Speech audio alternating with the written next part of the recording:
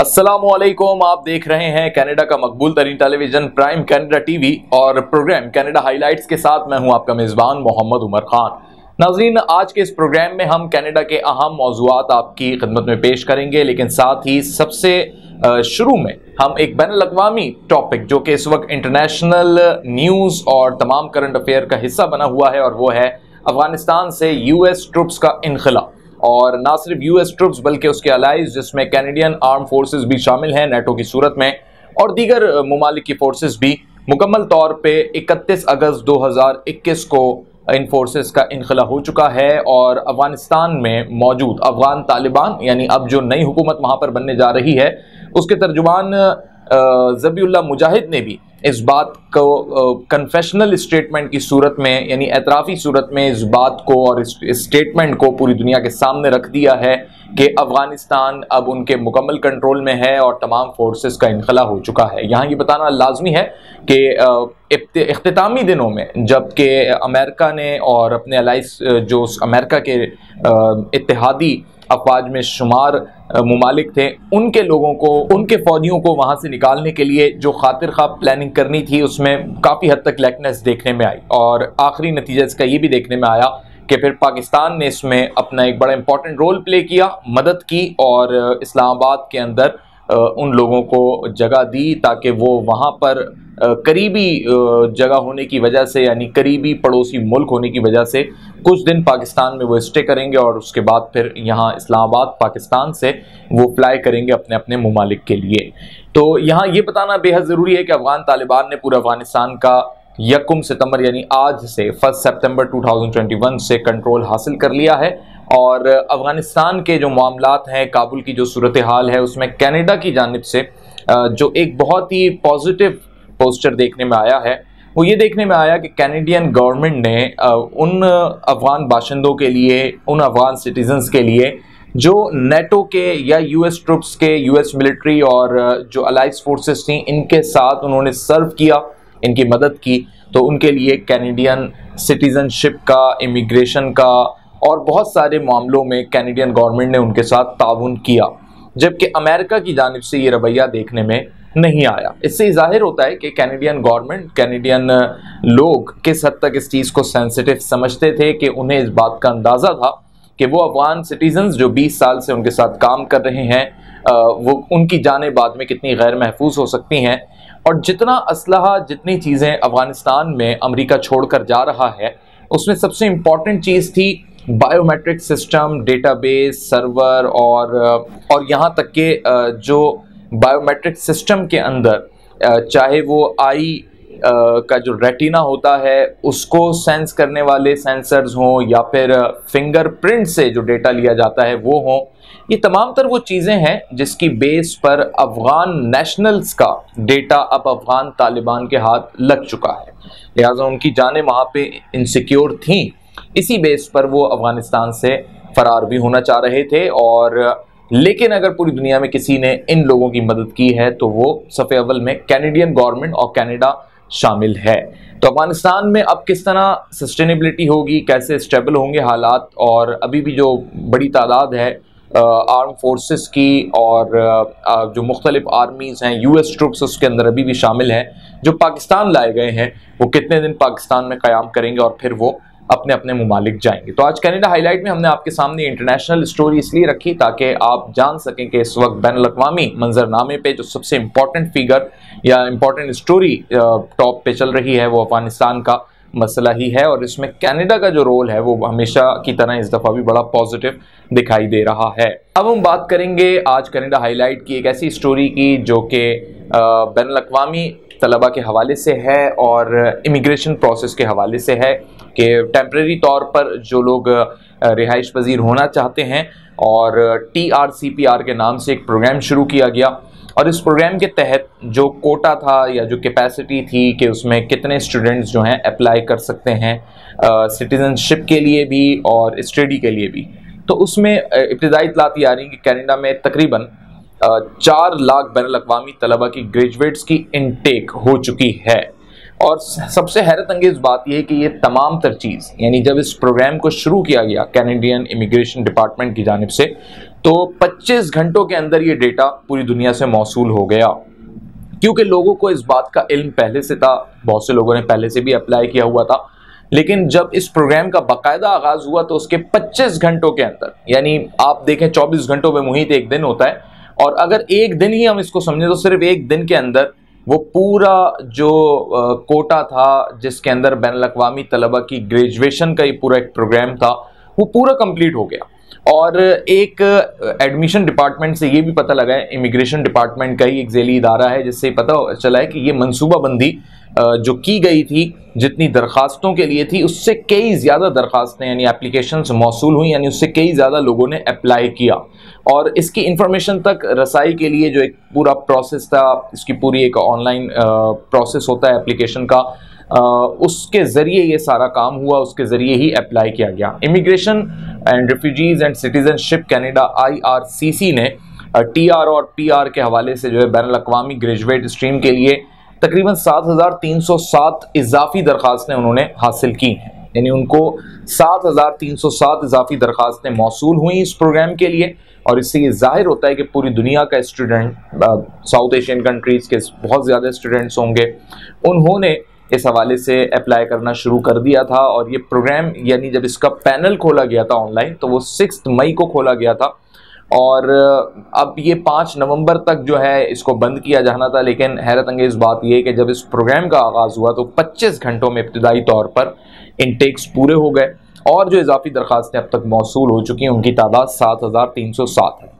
इस चीज़ से जाहिर होता है कि कितने लोग कनाडा जाना चाहते हैं, कितने स्टूडेंट्स जो हैं वो पढ़ाई की गर्ज से कनाडा मुंतकिल होना चाहते हैं। और कैनेडियन गवर्नमेंट ये जो पुरकशिश प्रोग्राम्स का आगाज़ करती रहती है, ये दुनिया के लोगों, बिलखुसूस नौजवान स्टूडेंट्स के लिए किस हद तक ये कारआमद होते हैं। तो इसके हवाले से हमने आपको आज कनाडा हाईलाइट में सेकंड स्टोरी में आगाह किया। आज कनाडा हाईलाइट की जो तीसरी स्टोरी है वो कनाडा में होने वाले इलेक्शन से मुंसलिक है, और लिबरल्स और कंजर्वेटिव एक दूसरे के खिलाफ आमने सामने तो आ ही चुके हैं।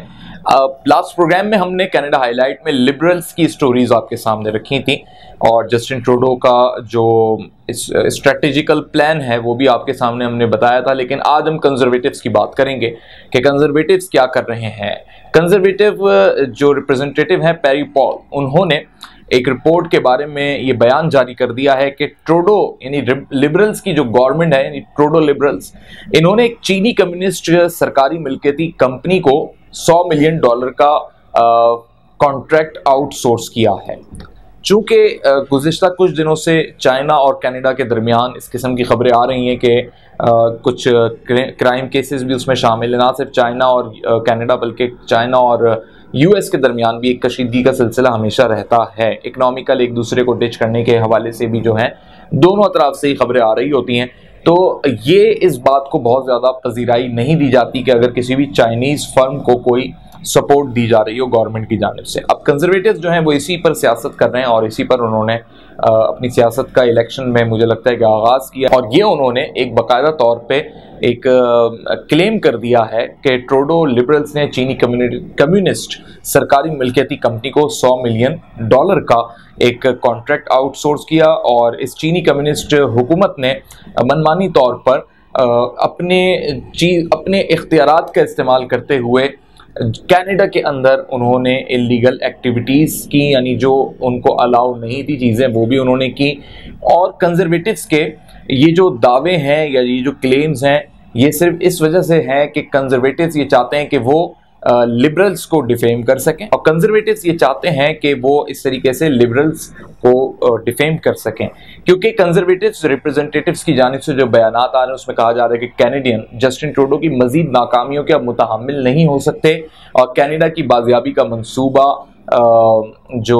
एरन ऑटोल हैं उन्होंने एक तफसीली मंसूबा भी दिया है। आपको आगे हम वो मंसूबा भी बताते हैं कि उसके कुछ सीधा पॉइंट्स हैं और बड़े अट्रैक्टिव चीज़ें हैं कैनेडियन सिटीजन्स के लिए। उनके कहना है कि तमाम शोबों में 10 लाख नई नौकरियां पैदा करके मुस्तकबिल को महफूज बनाया जाएगा,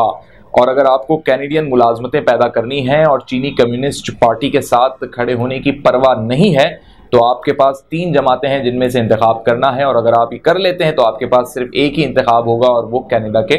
कंजर्वेटिव्स होंगे। लिहाजा कनाडा के कंजर्वेटिव्स इस बात को मद्देनज़र रख रहे हैं और इस बात को परवान चढ़ा रहे हैं, प्रमोट कर रहे हैं कि लिबरल्स ने कनाडा के लोगों के साथ जो है इंसाफ नहीं किया, या ये कह लीजिए कि चाइनीज़ को उन्होंने जो मौका दिया उसकी वजह से कैनेडियन सिटीजन्स को मुलाजमतों में कमी का सामना रहा है और मजीद नौकरियां पैदा करने की उन्होंने बात की। कनाडा के जो सिटीजन्स हैं उनके लिए उन्होंने एक बड़ी अच्छी अट्रैक्टिव ऑफर की है कि कनाडा में जो मेन स्ट्रीट्स हैं उसकी तामीर नौ में वो मदद करेंगे और छोटे कारोबारों को भी, यानी छोटे बिजनेसमैन तबके को भी वो सपोर्ट करेंगे। और इस हवाले से उनका कहना है कि हम चाहते हैं कि लोग अपने पैरों पर खड़े हों। उन्होंने कहा कि कनाडा के कंजर्वेटिव्स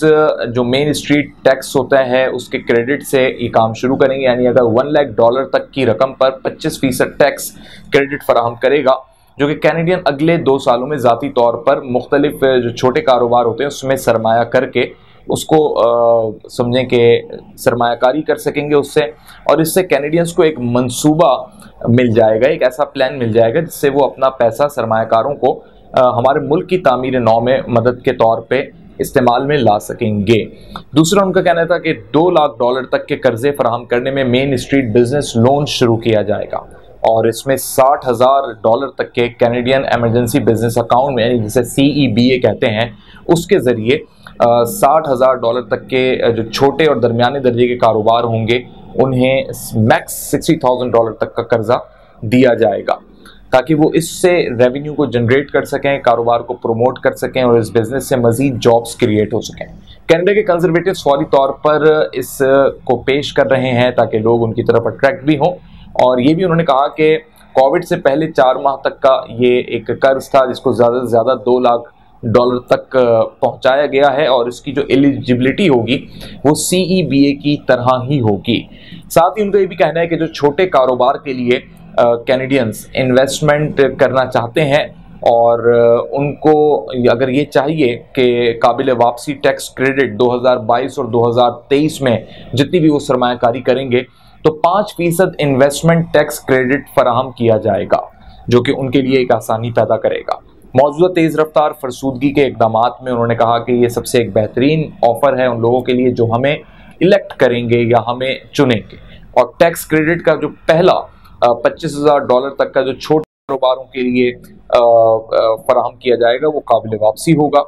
यानी इसमें जो लोग अपनी इन्वेस्टमेंट करेंगे और उनको उससे प्रॉफिट भी होगा और साथ ही ये रिटर्नेबल चीज़ें होंगी। कनाडा के कंजर्वेटिव्स ने business development bank of Canada BDC में इस्लाहत लाने का भी फैसला किया गया है ताकि इसके जरिए लोन के प्रोग्राम को मजीद आसान बनाया जा सके और उस लोन तक एक आम कैनेडियन सिटीजन की भी रसाई को मुमकिन बनाया जा सके, और इसमें BDC के जो मैंडेट है उसको वसी भी किया जा रहा है ताकि वो कर्जों के एक हिस्से की जमानत भी दे सकें। साथ ही कनाडा के जो छोटे बैंक्स हैं वो भी छोटे कर्जे फराहम कर सकेंगे और इस तरह कनाडा के अंदर हाउसिंग कॉरपोरेशंस जो हैं वो भी मजीद अपने इस रियल एस्टेट सेक्टर के बिजनेस को प्रमोट कर सकेंगी और आगे बढ़ा सकेंगी। तो कंजर्वेटिव इस वक्त छोटे कारोबारी तबके के लिए, ठेकेदारों के लिए, गैर मुल्की गैर मुस्तकिल मुलाजमीन के लिए, सबके लिए एक बेहतरीन माहौल फराहम करने के लिए इकोनॉमिकल डेवलपमेंट प्रोग्राम के तौर पे इस चीज़ को पेश कर रहे हैं। एक और इसमें बड़ी इंपॉर्टेंट चीज़ है कि जो कैनेडियंस हैं, कंजर्वेटिव्स पार्टी के जो रहनुमा हैं वो, और सबसे इंपॉर्टेंट जो कंजर्वेटिव्स के जो लीड करने वाली इस वक्त शख्सियत है एरन ऑट्रोल, उन्होंने एक नई OECD रिपोर्ट के बारे में ये बयान दिया है कि कनाडा वाहिद G7 मुल्क है जिसमें मुआशी नमू में कमी आई है। ये बयान भी जस्टिन ट्रूडो के खिलाफ है और जस्टिन ट्रूडो के तहत कनाडा, उन्होंने कहा कि वाहिद G7 मुल्क है जिसने दूसरी सहमाही में सुस्त रवि जो है पेश की है और ये रिकॉर्ड सतह है, और दूसरे ममालिक में कोविड-19 से सेहतियाब भी अपने आप को किया है लेकिन उसमें कनाडा पीछे रह गया। अब इसमें कितनी हकीकत है, कितने इल्जामात हैं, क्योंकि जब सियासतदान इलेक्शन टाइम करीब आता है तो एक दूसरे पे इल्जाम तो लगाते ही हैं। कैनेडियंस हकीकी मुआशी क़यादत भी मांग रहे हैं और कनाडा की बाजियाबी का ये जो मंसूबा है, वो जो कह रहे हैं कि जॉब्स को क्रिएट किया जाएगा, रिस्टोर करेंगे हम चीज़ों को और अपने सिटीजन्स को हम प्रायोरिटी देंगे, तो उसमें उन्होंने कहा कि हम अगले ही दिहाई के अंदर 1 मिलियन नई नौकरियां पैदा करके बजट को मुतवाजन करेंगे, मईशत को पटरी पर लेकर आएंगे। और इसके बरक्स जस्टिन ट्रूडो ने मईशत के लिए कोई मंसूबा जारी नहीं किया। जस्टिन ट्रूडो के ज्यादा खर्च और खाली वादों ने कनाडा की नाजुक मुआशी बहाली को खतरे में डाल दिया है और हम इससे ज्यादा अब मुतहम्मिल नहीं हो सकते। लिहाजा कंजर्वेटिव्स इस वक्त जस्टिन ट्रूडो और लिबरल्स के खिलाफ अपनी भरपूर पॉलिटिक्स कर रहे हैं और लोगों को भी कन्विंस करने के लिए अट्रैक्टिव प्लान्स दे रहे हैं, इकोनॉमिकल पॉलिसीज पर बात हो रही है। लेकिन बात वही है कि लोग जस्टिन ट्रूडो को कंजर्वेटिव्स की निस्बत ज्यादा पसंद करते हैं, क्योंकि वो डिप्लोमेटिक पॉइंट ऑफ व्यू से, पॉलिटिकल पॉइंट ऑफ व्यू से एक सियासी बसीरत रखने के साथ साथ चीजों को बेहतर करने में अपना एक तजुर्बा भी रखते हैं। और उनके पास कनाडा को लेके जो विजन है वो एक बहुत ही ब्रॉड विजन है। कंजर्वेटिव्स के पास जो चीजें हैं वो आज की तारीख में तो अट्रैक्टिव है, लेकिन लोगों की अब इससे क्या उम्मीदें बनती हैं, लोग चेंज लेकर आते हैं या नहीं लेके आते, वो तो खैर इलेक्शन तक ही मालूम हो सकेगा। तो आज की कनाडा हाईलाइट की इंपॉर्टेंट और थर्ड स्टोरी थी जो हमने आपकी खिदमत में पेश की। अब हम कनाडा हाईलाइट में आगे की स्टोरी के जाने पड़ते हैं। अब हम बात करेंगे कनाडा हाईलाइट में कुछ डेल्टा वेरिएंट और कोविड के केसेस के हवाले से भी, लेकिन कोविड की ही सूरत हाल में जो मजीद अपडेट्स आ रही हैं वो लोगों तक पहुंचाना बहुत जरूरी है, क्योंकि डेल्टा की मुख्तलिफ किस्में कनाडा में स्कूल से वापस जाने के मौसम से पहले ही गैर हिफाजती आबादियों में फैलना शुरू हो रही है। और अब ये सोचा जा रहा था पहले कि 12 साल तक के बच्चों को भी वैक्सीनेट किया जाए, और अब ये बात सामने आ रही है कि 12 साल और इससे ज्यादा उम्र के बच्चे मॉडर्ना कोविड-19 वैक्सीन हासिल कर सकेंगे। हेल्थ कनाडा ने जुम्मे की सुबह 12 से 17 साल की उम्र के कैनेडियन बच्चों के लिए इंतहाई मौसर mRNA वैक्सीन के इस्तेमाल की इजाजत दे दी है, और ये वैक्सीन अब तक सिर्फ 18 साल से ज्यादा उम्र के अफराद के लिए दस्तयाब थी। लेकिन अब 18 साल से कम उम्र बच्चे जिनकी उम्र कम से कम 12 साल हो, यानी 12 से 18 साल तक के दरमियान के बच्चे ये वैक्सीनेशन करवा सकेंगे। और क्योंकि अब इन्होंने स्कूल जाना है और विदाउट वैक्सीनेशन अगर ये स्कूल जाते हैं तो ये उनके सेहत के लिए एक ऐसी कंडीशन में खतरनाक होगा जब डेल्टा वेरिएंट फैल रहा है। दूसरी जानिब पर जो फाइजर mRNA वैक्सीन है वो मई 2021 में 12 साल से ज्यादा उम्र के बच्चों के लिए इख्तियार की गई थी। ये भी टेस्ट हुए थे, और इस बारे में पब्लिक हेल्थ एजेंसी और रेगुलेटरी बॉडीज ने कहा कि अहदेदारों ने मॉडर्ना की तरफ से तौसीक के लिए पेश किए गए शवाहिद का जायजा लिया, और वो इस नतीजे पर पहुंचे हैं कि 12 साल या फिर ये कह लीजिए कि इससे जो जायद उम्र के बच्चे हैं उनके लिए मॉडर्ना ज्यादा महफूज और मौसर वैक्सीन है। एजेंसीज ने अपनी जानिब से, जो हेल्थ एजेंसीज है, उन्होंने ये भी रिपोर्ट दी कि हेल्थ कनाडा और कनाडा की पब्लिक हेल्थ एजेंसी इस वैक्सीन की हिफाजत को करीब से मॉनिटर करती रहेगी, और अगर हिफाजती खदशात की निशानदही की गई तो फिर उसके अगेंस्ट कार्रवाई भी होगी। सेकंड ये कि National Advisory Council on Immunization ने नौजवान कैनेडियंस को मॉडर्ना वैक्सीन के टीके लगाने के बेहतरीन तरीकों के बारे में अपनी सिफारिशात जारी की हैं, ताकि बच्चे, ये नौजवान बच्चे किस तरीके से वैक्सीनेट होंगे वो रिकमेंडेशंस बहुत ज़रूरी थी। और उसमें जो खुराकें हैं, फाइजर खुराकों के माबैन तजवीज़ करदा 3 हफ्तों के वक्फे के मुकाबले में 4 हफ्तों के अलावा दी जाने वाली खुराकें शामिल रहेंगी, जिसमें मॉडर्ना ही सर फहरिस्त है। अगर हम मॉडर्ना और पी फाइजर का थोड़ा सा मुकाबला भी आपके सामने पेश करें तो मॉडर्ना वैक्सीन की हर खुराक फाइजर की हर खुराक में 30 माइक्रोग्राम के मुकाबले में 100 माइक्रोग्राम पर मुश्तमिल है। और NACI ने यह भी लिखा है कि जिस तरह बालिग आबादी में वैक्सीनेशन बढ़ती जा रही है, इसी तरह जो ये नौजवान हैं, नौ उम्र बच्चे हैं या 12 साल से ज़ायद बच्चे हैं, इनको भी वैक्सीनेट किया जाएगा। काउंसिल ने जो फ्राइडे को डिसाइड किया उसके मुताबिक मॉडर्ना कोविड-19 वैक्सीन 12 से 17 साल की उम्र के 9 उम्रों में अच्छी तरह बर्दाश्त की गई थी। ये टेस्ट हो चुका है, लिहाजा इसके कोई साइड इफेक्ट्स इतने ज़्यादा नहीं दिख रहे। फाइजर को इतना ज़्यादा प्रेफर नहीं किया जा रहा, लेकिन वो भी इस्तेमाल होगी। और एडवाइजरी काउंसिल ने मजीद ये भी कहा कि जो कोई भी वैक्सीन लगवाएगा तो अगर सीने में दर्द या सांस की किल्लत या दिल की धड़कन की अलामात जाहिर होती हैं तो इसका पूरा मॉनिटरिंग निज़ाम होगा और ये देखा जाएगा कि कोई खतरे की बात तो पैदा नहीं हो रही। लेकिन अभी तक जो रिजल्ट्स हैं उसमें कोई ऐसे खतरे वाले नताइज नहीं मिले। लिहाजा 12 से 17 साल तक के बच्चे भी अब मॉडर्ना वैक्सीन लगवा सकेंगे और ये उनके लिए स्कूल जाने में आसानी पैदा करेगा। आज कनाडा हाईलाइट की 5वीं स्टोरी जो मुंसलिक तो है कोविड-19 से, लेकिन लोगों को इसमें बड़ी एक बेचैनी है और इज़्तिराबी कैफियत है, और वो ये है कि जब यूएसए ने ये अनाउंस किया कि वो कनाडा यानी कनाडा और अमेरिका की जो ज़मीनी सरहद है उसको कम से कम 21 सितंबर तक गैर ज़रूरी सफ़र के लिए बंद रखेगा,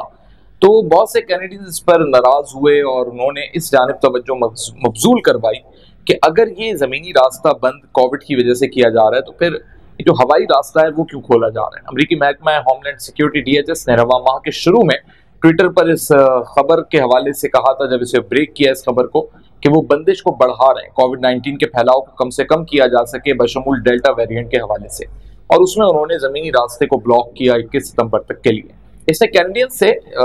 जो लोगों के दिलों में कैनेडियंस लोगों के दिलों में जो शिकायत पैदा हुई इससे